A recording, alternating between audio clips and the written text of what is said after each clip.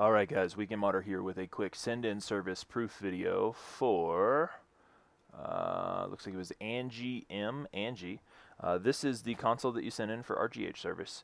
We actually modded this one and recorded a video and posted a tutorial just yesterday to the Weekend Modder main channel.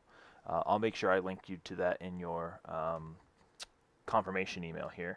But we RGH modified your Corona V2, which is a 4 gig Corona that does not require a postfix adapter, using an ACE V3 non-CR4 speed up. So it's still technically RGH2, but that default ACE timing file actually works really nice.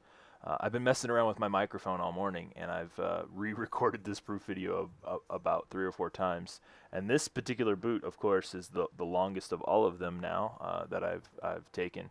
But generally, this thing's been like insta boot to 1 or 2. So there we go. We're still barely a 30-second boot or something like that.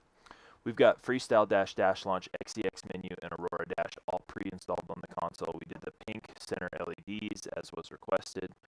We've got your backups here on the disk, which is your original NAND dump, as well as a copy of your modded NAND, the UPD flash.bin. So be sure to check out the additional links in your final email that had the proof video and your tracking number links in it. And we definitely hope you enjoy it. The mail has not run yet today, so I'll be able to pack this thing up and get it headed your direction today.